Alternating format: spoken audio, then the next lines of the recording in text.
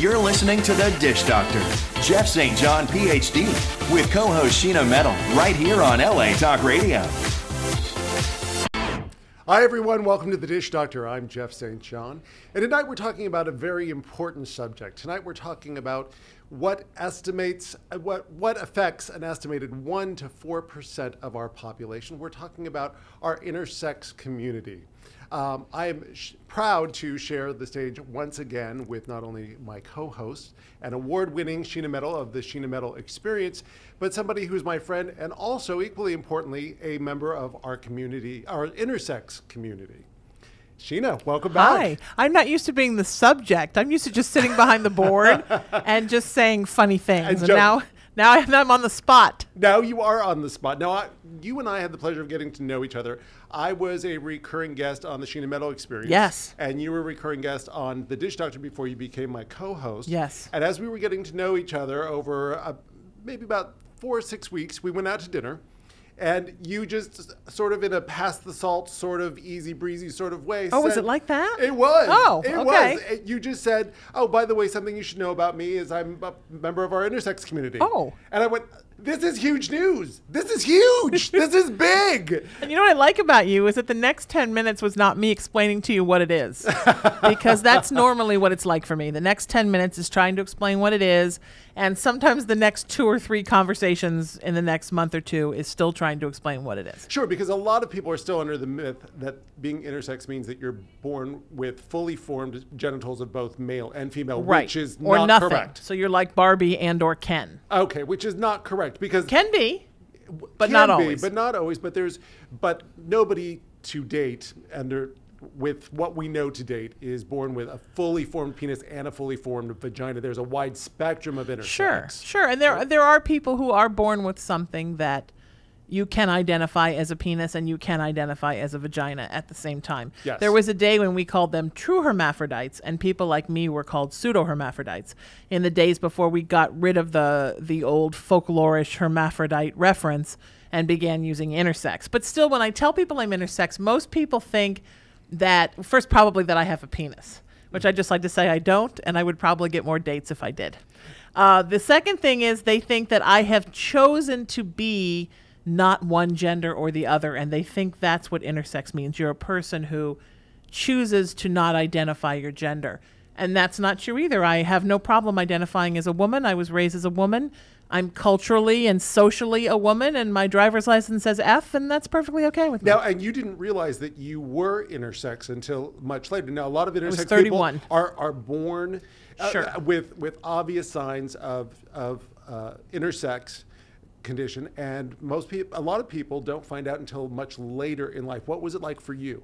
I was born in 1967, and back then, if you had a condition that wasn't screaming hermaphrodite, they told your parents that you had a birth defect that had to be fixed. So my problem was internal. I was born with female reproductive organs and female external sex organs and no canal to connect the two. Mm-hmm. So when I went through puberty and I started menstruating, or whatever you would want to call it, it was not normal menstruating, I went to see a specialist in gynecology and urology. We were living in Baltimore at the time, and my mother took me to Johns Hopkins. And he basically said, this is something that's going to need to be fixed when you get married. Really? Welcome to the 1970s at one of the best hospitals in the world. Thank God the field of medicine has come such a long way now. So in 1980, we moved to Los Angeles, and I saw a gynecologist because I was having terrible cramps and terrible problems. And he said, this is something you're going to have to get fixed when you get married.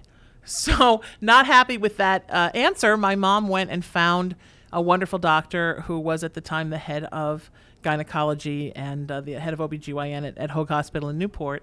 And the first thing he said was, this is something that's going to need to be corrected, and sooner rather than later, because basically the menstrual cycle that was not allowed to cycle was backing up into my uterus, and my fallopian tubes had tipped my uterus back and was causing a lot of problems. And it's funny because being in a 20th century going into a 21st century world, being an intersex person is not the reason that I've had 9 surgeries. That was fixed with 1 surgery. It was all the damage that was done before anybody would say what it really was that caused me to have so many surgeries on that system. Sure. And back in the 60s, and I'm really glad we're talking about this issue here, especially tonight, because it affects, intersex affects 1 to 4, an estimated 1 to 4% of our population.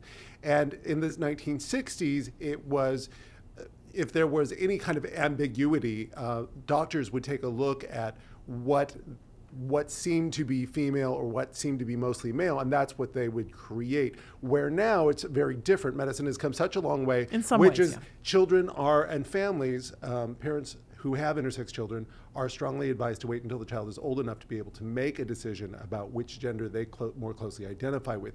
And up to 80%, correct me if I'm wrong, up to 80% of intersex people have surgeries, more than one. Like in your case, you had several. Right. And I mean, I have a friend who is a psychologist who is an expert on intersex. He is also, and all kinds of sexual and gender difference. He's also himself an intersex person. It was meeting him is how I found out that I was intersex, from knowing him. I think he had something like, I want to say 35 surgeries before he was 6 years old.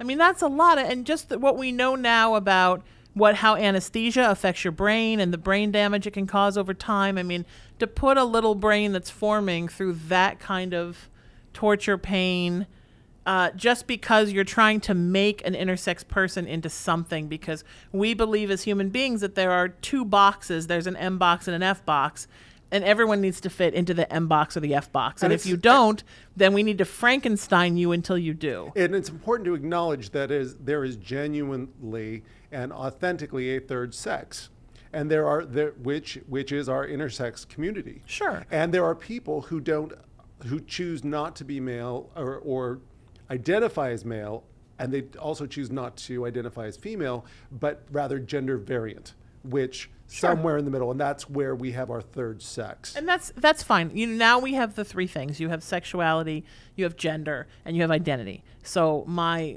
gender is intersex, and I'm perfectly happy with that. My identity is female, and my sexuality is bisexual. Not all intersex people are bisexual. Not all intersex people are happy in the gender that they were assigned in. I just happen to be, and the way that my bisexuality manifests itself is that I'm completely a 50-50 bisexual, because I don't come from a place of gender, so it's hard for me to identify gender in others. If I was sitting here with you and you're one of my very dearest friends and one of my very dearest female friends, I would see that you are different because you're different people and you feel different because you're different. But I don't see like, oh, that's Stephanie's a guy and oh, that's a girl.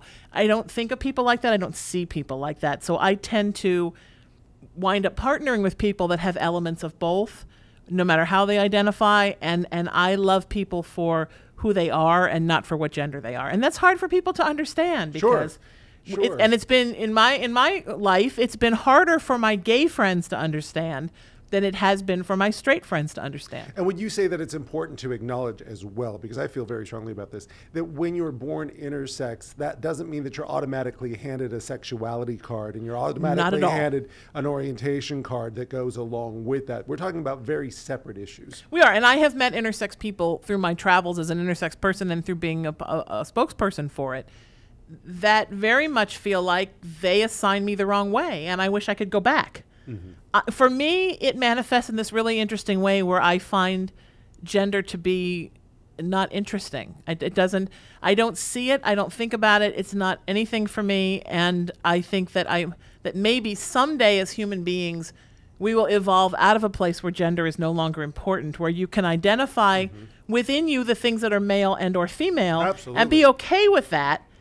But you don't base your whole life on I am this or I am this.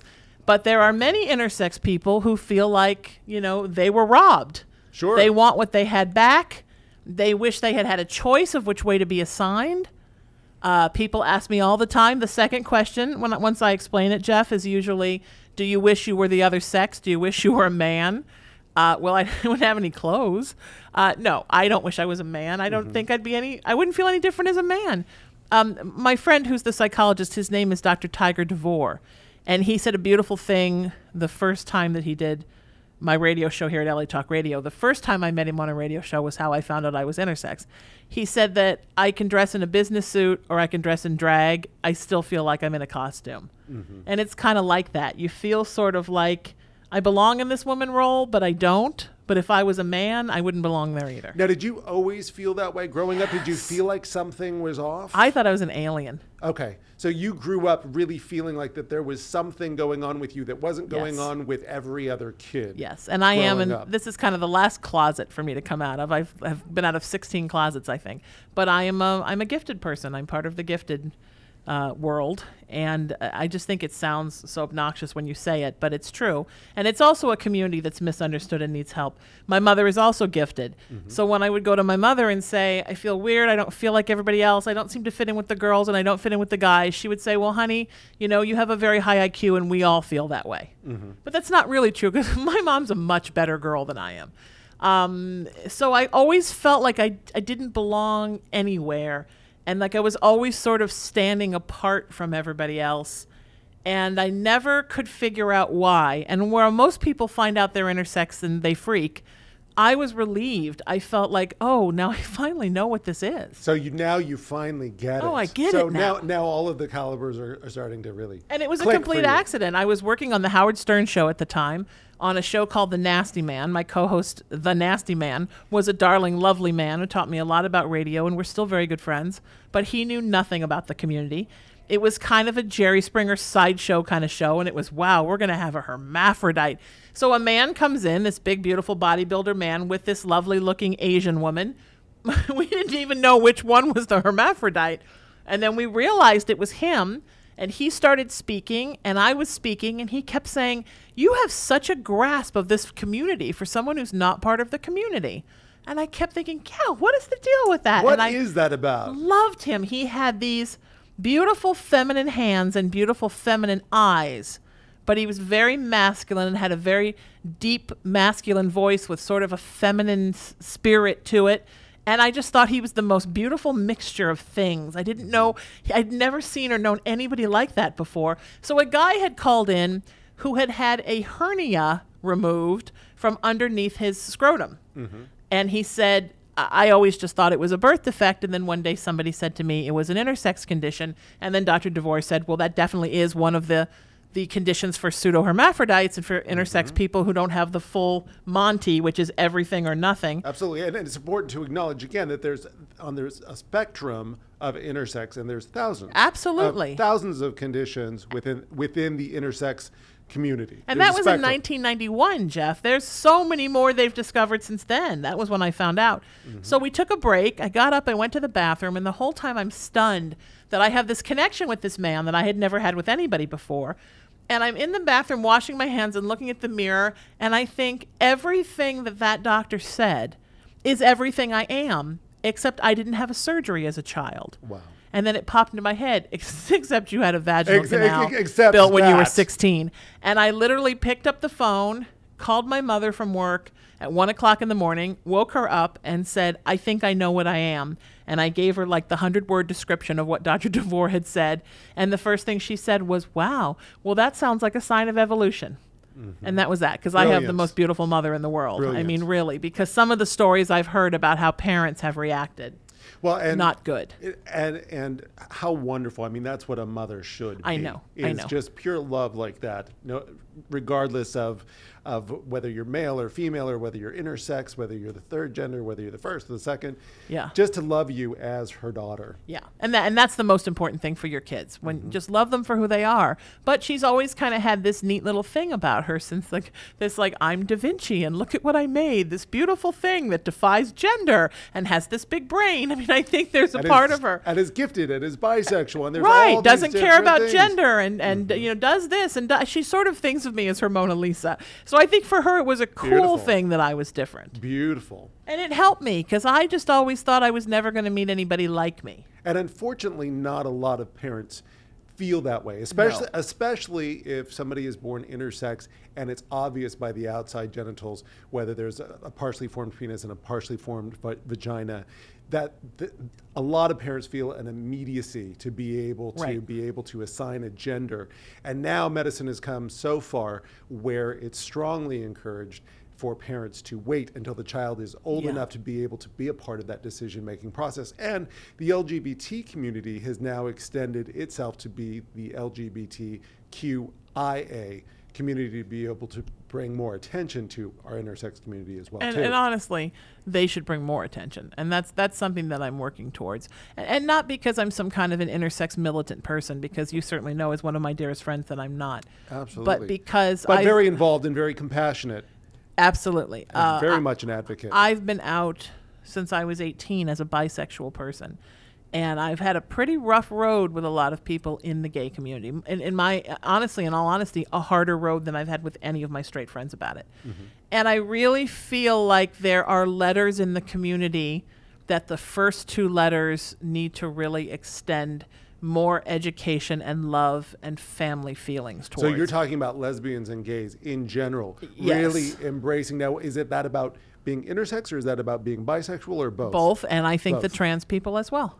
And I think what's going to change that is the next generation that now identifies as gender queer or as asexual, and they just choose not to have a gender because they just don't want to feel, they don't think it's important. Sure, and we call that gender variant. Right, and that is going to change the lives of everyone who has a gender or sexual difference forever. Absolutely, and in that kind of situation, I had an experience when we've talked about this before. I went to go pick up. I was getting through the flu, and I went to a store to be able to pick up some medication. And I got to the front of the line. Now, granted, I was clean shaven and I was wearing a t-shirt and jeans, but and no product in my hair. And I walked up to get my flu medication.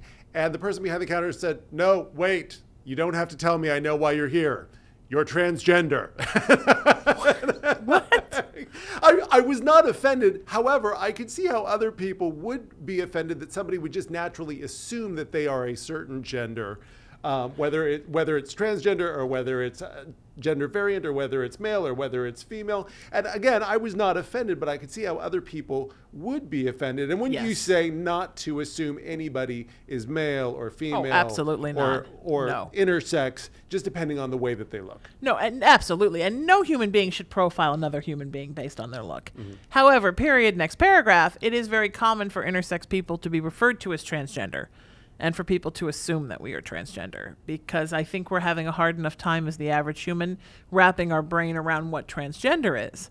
Now, on top of that, to wrap your brain around what intersex is, sometimes I think it's just too much for the average mind at this time to comprehend. And by average mind, what I mean is the average person who hasn't known somebody who was A, transgender, or B, intersex before. Mm-hmm.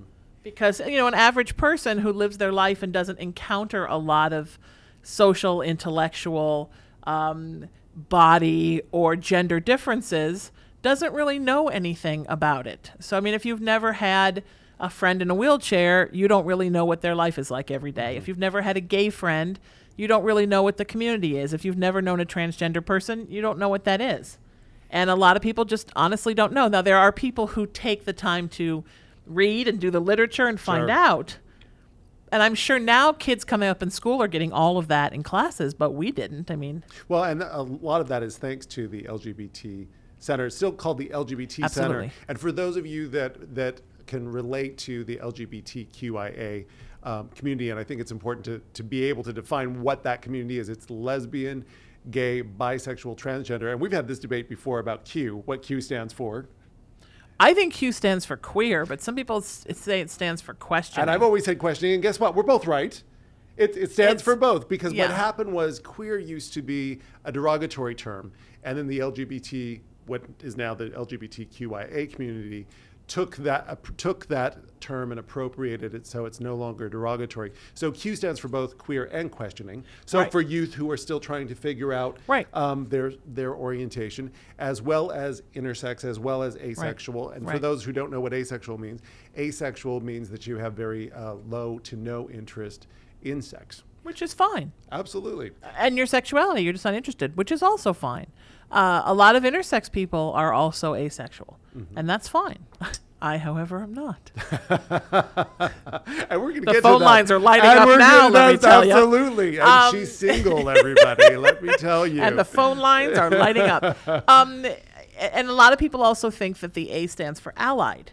And which it is does as well. I'm glad you brought all that of up. our straight friends. Yes. That are just wonderful. You know, my friend Susan Olson, who has been a guest here with us. Sure, she's And wonderful. we host a radio show once a week, Two Chicks Talking Politics, across the hall in the radio studio. She's one of my very best friends, and we play wives on a web series called Child of the 70s.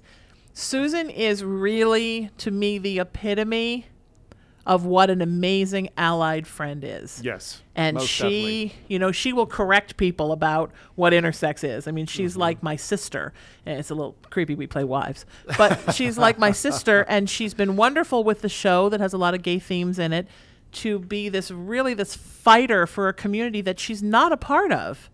She just believes that we should treat everybody with grace and equality. And how great that the And I believe the same thing. I agree with you 110%. And how great that the LGBT community has now extended itself to be QIA, and that the A does Yes. stand not only for asexual, but it stands for allies as well, and Right. building those bridges and building those Which gaps. is our wonderful parents and our brothers and sisters and our nieces and nephews and all the people that stand up for us and make it okay everywhere. I mean, that's an important thing, especially when your letter in that community is the little I that hangs at the end. That you know, for a lot of people put LGBTQAI.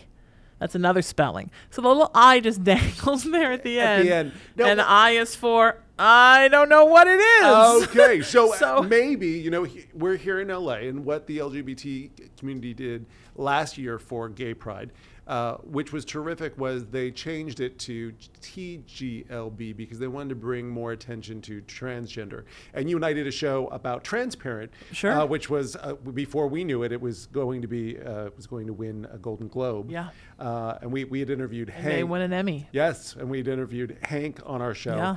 about that. So they had brought more attention to the transgender community by putting the T in front of it, and hopefully the same thing will happen with the I, to be able to bring more attention to our intersex community as well. What do you feel people need to know? What do you feel the world needs to know and society at large needs to know about intersex people? Well, I mean, I think first of all that we're nothing scary. There's nothing freaky about us. I mean, I've had a couple of people that I consider good friends that I've talked to that they look at you like, okay, I'm smiling and I love you, and can we please never talk about this again? That's so sad. I don't understand what makes people uncomfortable about it. I think maybe I'm too comfortable about it. I didn't think I was ever going to talk to anybody about it. I don't think you're too comfortable about it at all. I think you're a wonderful advocate for Never thought I our would be. intersex community. Happy I think it's accident. terrific. I never thought I would tell anybody except my very best friends, my mom, and people that I was going to be intimate with. Because, you know, something, Jeff, that people ask me a lot is, why don't you just hide it? Nobody could tell. Well, how do you respond when you do disclose it? Because we had a really wonderful exchange when you said, "Oh, by the way, you should know that I'm part of the intersex community." I said, "That's terrific," and we talked about it. I didn't have any questions for you. We were just getting to know each other. Right. It was just a normal, natural part of the conversation. How do you respond, though, to those that do respond differently than what I did, where they're smiling but they don't know what to say, or they're wanting you not to talk about it? How do you feel, and how do you respond to those reactions? It used to make me upset, and I have to tell you, when I found out I was in a relationship with a wonderful man who is still one of my dearest friends, and I had to tell him in the middle of our 10-year relationship when I found out. Mm-hmm. He was beautiful and wonderful and thought it was this fascinating, bizarre, different thing, but I was still keeping it very quiet. Mm-hmm. And then I got into a relationship with a woman, so I was now part of the LGBT community full on, Mm-hmm. and I expected to be embraced, and I was not embraced by her. I was not embraced by her friends. It was sad. this one day, it was this, how come you have to be the advocate for bisexuals and intersex people everywhere? Why do you have to be the warrior? Well, I didn't mean to be a warrior, Jeff. You know me. I'm not a loudmouth warrior. I'm very quiet in my real life. Actually, you're much more of a lover than you are a fighter. I'm a You're lover, one of the not a most. fighter. You're a loving, gentle, Yes. kind, Lead with compassionate love. person. I was in a play, and the director was a lesbian, and we were at the table read. And I think I was asked to be in it because she knew I was involved with a woman, so she thought I was a lesbian. And another girl at the table, not me, divulged that she was not a lesbian, she was bisexual. And there was some unpleasant things said about bisexuals. And I felt at that point I needed to disclose what I was.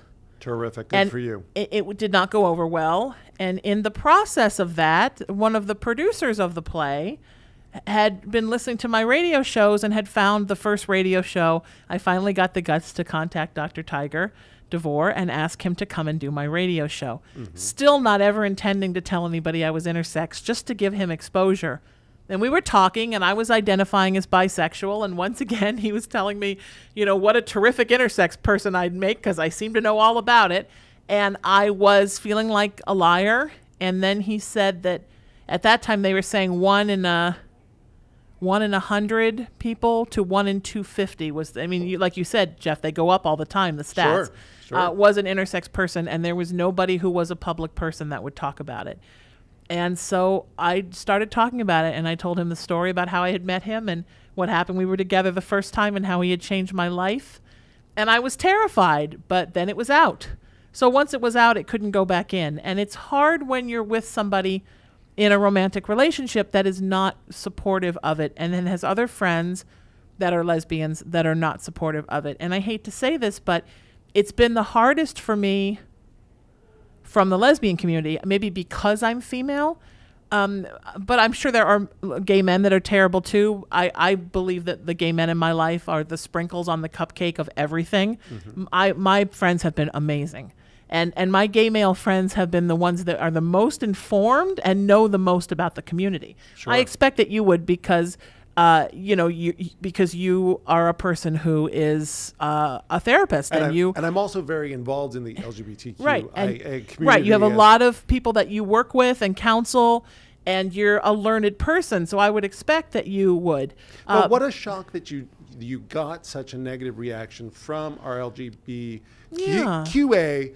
Not the I so much, but QA community, because most people would just anticipate, and falsely so, that the LGBTQA community would just embrace you with open arms, and not so. It sounds like you got it from your straight friends as well as everybody on the spectrum of sexuality, a real negative reaction to coming out as intersex. Never a negative reaction from a straight friend, just kind of an idea of, thank you for telling me that, and the implication of, now let's not ever tell anybody else. Yeah, and that sounds negative to me. Because if it's positive, let's just not make it a secret. Right. Let's just always But I talk have to tell you about it when it something comes out. interesting. Those reactions both came from women that were straight. So my straight male friends, my gay male friends, have all been wonderful, which is interesting because you would think, I think there's a big misnomer. We should talk about this sometime. You'd think it would be the other way There's around. a big misnomer about men and what they can handle and how they are. I have always found that men are very tolerant of things. Now, maybe if I was a man, it would have been a different story. I don't think you would have felt differently, but maybe there are certain men that would have felt differently. But all of my male friends were amazing. My gay male friends were the best. And like I said, my gay male friends really knew a lot more about the community and about the trans community than I was expecting. I have, of course, a bevy of best girlfriends that were wonderful.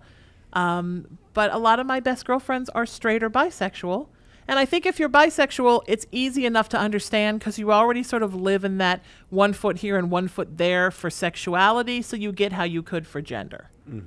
But So yeah. you really built your own extended family. I mean, your mother was wonderful. Your Right. gay male friends were terrific. Most men in your life were Are fantastic wonderful. about it. But there's a large section of society that was not. So you set out to build your own village of support and Right. extended family of people who were. Yeah. Now, and I think the LGBT community has come a long way in including and raising up mentors, not turning somebody intersex, but being able to highlight and spotlight those who are within the spectrum of intersex. I agree, and I think we're learning now, and I think the younger generation that's coming up, of gays, of lesbians, of trans people, of people that identify gender queer, of intersex people, of allieds, I think they just don't even care.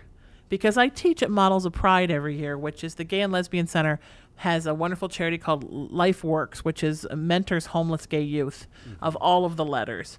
And my first year was at Loyola, and then at Occidental, and then the last 2 years, it's Loyola this year, the extra 2 years were at USC. And it's gay youth from 12 to 22, I believe. Those kids, and they always want me to say I'm intersex because it's like a novelty. Oh, we got one. Those kids could care less, and I go to teach them radio, and the whole workshop becomes about me being intersex, and they're just fascinated, and they have a million questions, boys and girls, and they couldn't care at all. But I really believe, and I've spent many years trying to understand it, and you and I have talked about this off air as friends, I really believe the problems that I have had from the lesbian community have to do with the fact that women on a whole, as a minority community themselves, even though we're the majority on the earth, have spent their whole lives fighting against oppression. And in many cases, rightfully so. And is it ironic that the majority who feels like the minority because of oppression, who have been oppressed, you feel oppressed by because you're intersex? Yeah, but I think that's, I mean, look at how horrible certain ethnic communities and religious communities are towards the gay community. Look at how sometimes a minority community will be against another minority community. I think that sometimes people from minority communities, sort of their instinct is to put their fists up when something's different. So I'm something that's different. And so I've even had people say to me, how is anybody ever going to accept me as a lesbian if now they have to understand what you are, and they have to understand what Bruce Jenner's doing as a trans woman? We're just trying to make them understand this. And my whole attitude is always, well, honestly, kind of screw them. Like, if they don't get it, they don't get it. Why are we trying to pander to a small group of white male Christian men? That's now the minority in our country. If we all got together, ethnic people, religious people that are different, you know, the New Age community, differently abled people, the LGBTQIA community, we would be the majority, and we could create the equality. And in taking steps forwards in doing that, how do you see our intersex community developing? Where is it now? Because you were very fortunate to have a doctor mentor in your life.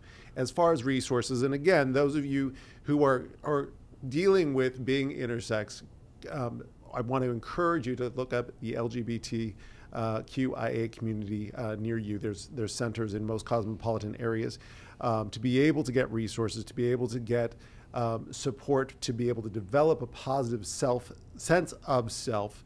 I think that's very important, and to do what Sheena Metal did, which is to build your own extended family. Your mother was wonderful, but to be able to have a village around you Absolutely, as sure. well. What was that like for you? Who were those people? Were there a lot of other intersex people that you met, or No. was it just you and your mentor? What was that journey like? From 1991 until 2010, I didn't know anybody except for Dr. DeVore. Wow. And then in 2011, I became involved with the Harvey Milk Foundation. A friend of mine introduced me to Stuart Milk, and we became very good friends. And we were having dinner one night, and I shared with him that I was intersex. If you don't want to know, don't have dinner with me, because apparently that's when it comes out. 2 or 3 fried oysters, and the next thing you know, right. all my crazy funky pieces and parts are out for the world to see. Plate of tempura, and everybody's going to know. Exactly. Yeah, see, but fish again. What is it about fish? Some people get amorous, and I get intersex. And then they didn't have somebody working for them or volunteering for them who was intersex. He didn't know that many intersex people. But coincidentally, he had just spoken in front of Parliament, and an intersex person who was British had been part of the speaking panel with him.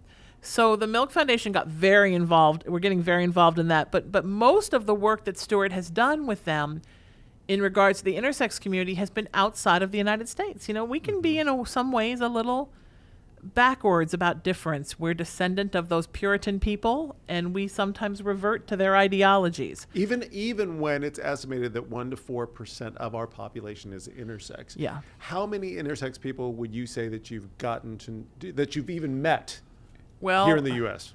Well, I knew three. I knew two. I knew Dr. DeVore. Then I became involved with Stuart, and I became more open about it.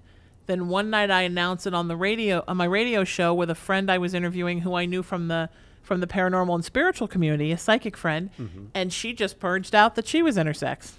So then I had two people that I knew, and then a friend of mine who was very involved in the occult communities. In the occult world, intersex people are considered kind of a fun novelty because they believe, like in mythology, that we were the children of Hermes and Aphrodites, and we were demigods, and they kind of believe in that stuff. So this lovely friend sort of attached himself to me, and he kept saying, "You need to meet Hida Valoria. She runs the Organization for International Intersex, the United States chapter."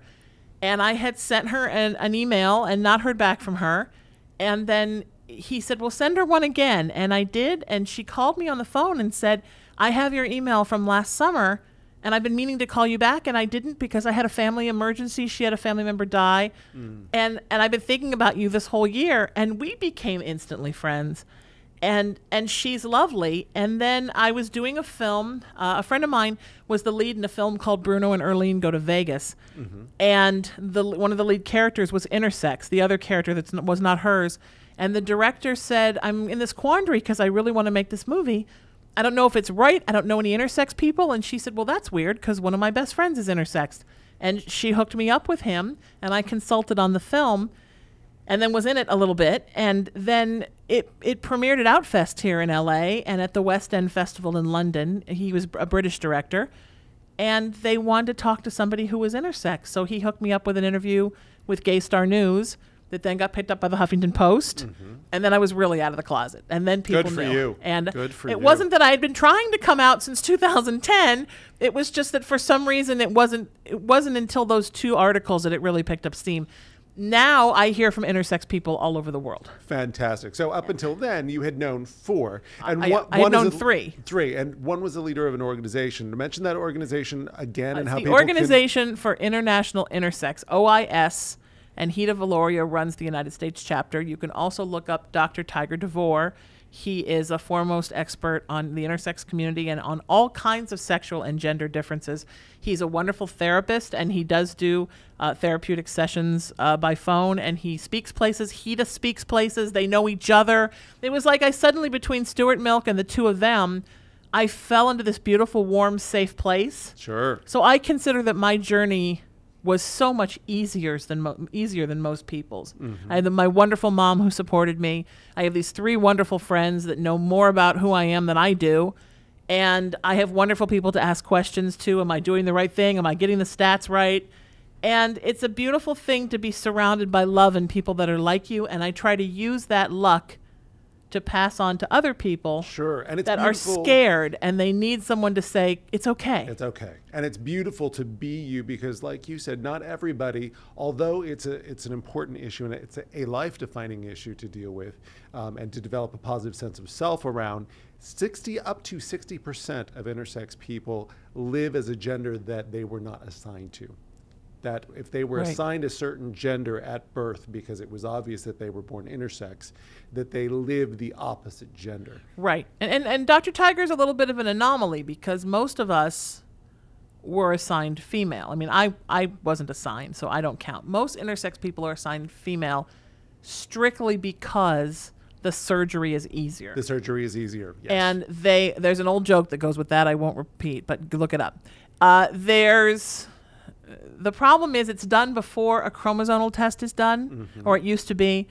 It's done before a therapist has sat down and talked to a child about how they feel. Right, because the child's not even old enough to talk. The child's born, Right. and then the parents feel this anxiety and the stress to automatically assign a gender. There are a lot of girls in this community that wish they were boys. I am not one of them, but there are many girls who wish they were boys. Through doing workshops for LifeWorks in the Gay and Lesbian Center in Los Angeles, the last time I did a workshop for them, they called me and they said, we have an exchange student from China, and would you be willing to talk to him? And I said, absolutely. So I met this lovely, through a translator, because his English was not good, this lovely 23-year-old person who was adopted, so was born needing to be assigned, was assigned. By the time that his parents adopted him, they had erased it from the records. So the adopted parents didn't even know.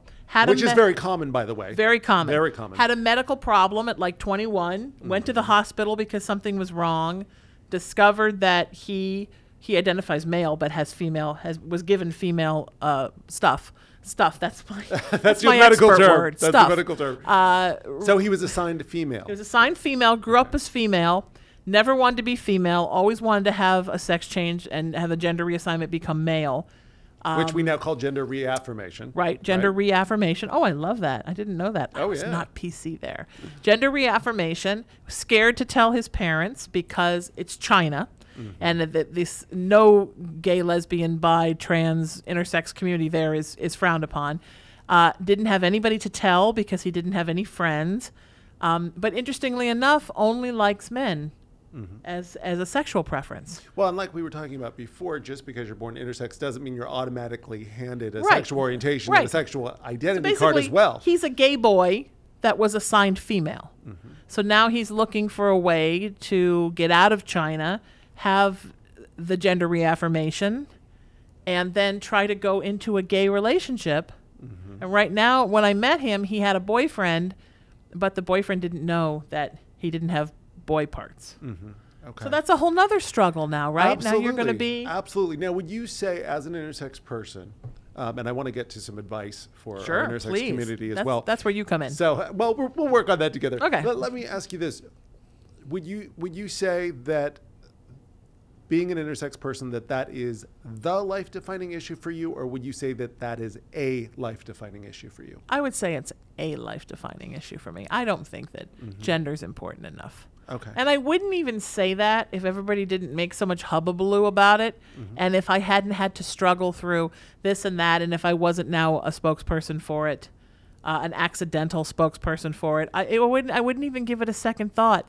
Any more than I think about what color my hair is or what color my eyes are. I mean, it just is who I am, and I'm so okay and perfectly seated in it that when other people think it's strange, it's really I'm gobsmacked. I don't understand why anybody would care. You're a perfectly beautiful, magical accident. You I'm really a complete are. Yeah, and Which I love. There's so many things in my life, and I've had so many life-defining moments, and I belong to 12, 15, 170 fringe communities, that this was just one more, really. But it was one of the last closets for me to come out of. And, and who knows, maybe my mom's right. Maybe for some reason we're evolving in different directions, and intersex people really are going to evolve into a third gender where there are as many of us as there are women or men.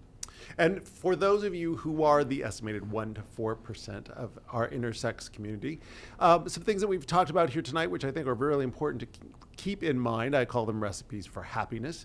And Sheena, maybe you would agree with me, which is one, don't assume that somebody's intersex based on the way that they look, right? Not at all. Look at me. I don't seem like a guy, do I?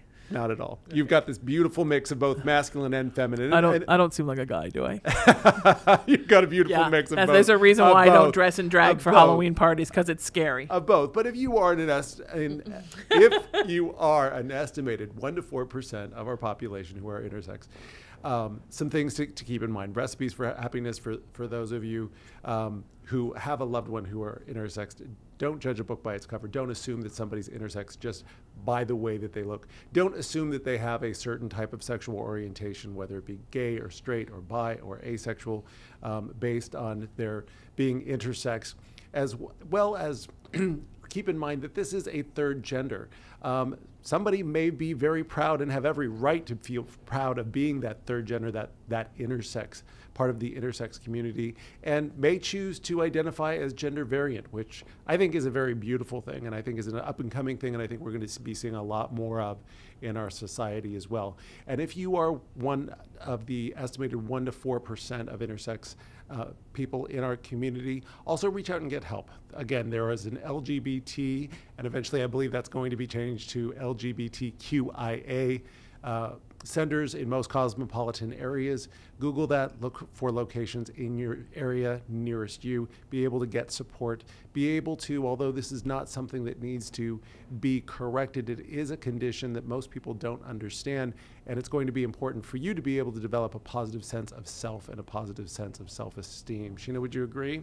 Absolutely. Just be you, and don't put yourself in a box, and don't do anything drastic until you figure out who you are. Because I think that I worry sometimes that a lot of people who think they're one thing, I mean, we're talking 1 to 4%. That could be 1 in 25 people. It could be. Don't do anything rash until you figure out who you are. If you have questions, find an intersex person and talk to them. Have a chromosomal test. Talk to a doctor about the different conditions. And it's okay to just live in the middle. We don't always have to. Absolutely. And remember, when we're talking about intersex, we're not talking about just the myth of what people used to believe, which is somebody's born with a fully formed penis and a fully formed vagina. We're talking about a very wide spectrum here as well. So that you may look completely male or completely female on the outside, but your insides are different. And we're not all demigods. But I am. Just me. You are wonderful. I'm You a are demigod. absolutely, you are so incredibly talented. Speaking of that big brain of yours that you were talking about earlier, God, that horrible thing. you've got an amazing thing talking about sexuality. You've got something amazing coming up this weekend, which brings me to Dish Destinations, places to go around town. Tell us about it. Every year, I direct and produce, and I'm in a production of the Vagina Monologues. I think I worked so hard to get a vagina that worked that now is how I give back. And I do it every year, and I open cast it, which means as many actresses as you can use in it. This year it's 26, and then every night I do a completely different cast, and I work solely with actresses that I have had on my radio shows here at LA Talk Radio, or that I know from things I've done in theater, and I do it every year at this wonderful theater company, Ensemble Studio Theater LA. I've been on their board of directors for 3 years, and this year I'm one of their artistic directors. So it's kind of like being in a place I love, for a company I love, doing this wonderful show that I love, for charities I love, and using a bunch of women that I love. Outstanding. I can't wait. I'm going to be there. I already Opening have night. my tickets. I can't wait. It's going to be fantastic. So excited you're coming. And where can people get tickets? You can go to VDAY, that's VDAY, LosAngeles.com. Click on the ticket link, and you can come to any of the shows, or if you're out of town you can't make it, we have a donate link that goes to the charities, and it benefits Eve Ensler's charity VDAY, and it also benefits my friend Allison Arngrim, who was on Little House on the Prairie when she was little.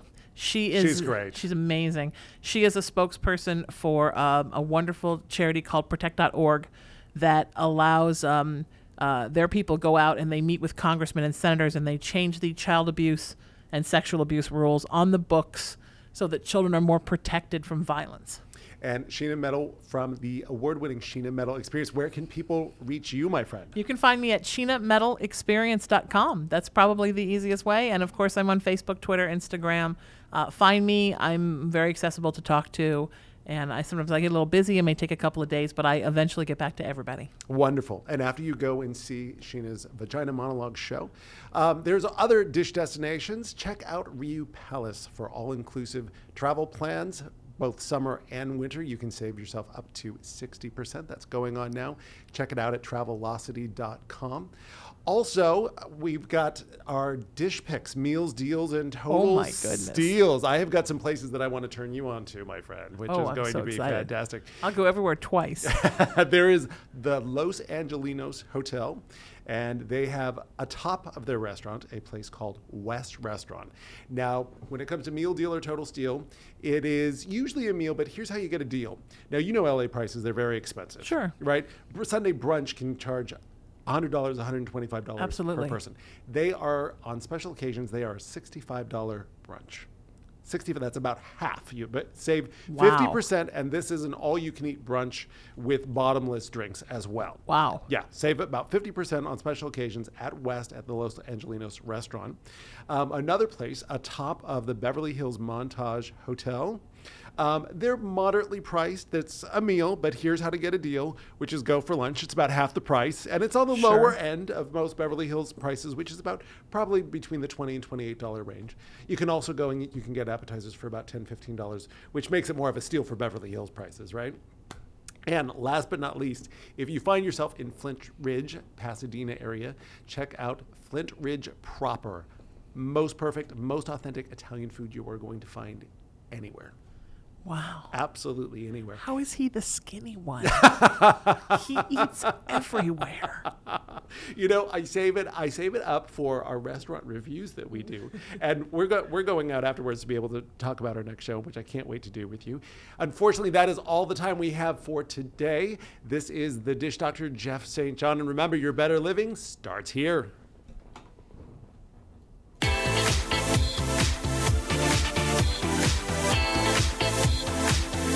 You're listening to The Dish Doctor, Jeff St. John, PhD, with co-host Sheena Metal, right here on LA Talk Radio.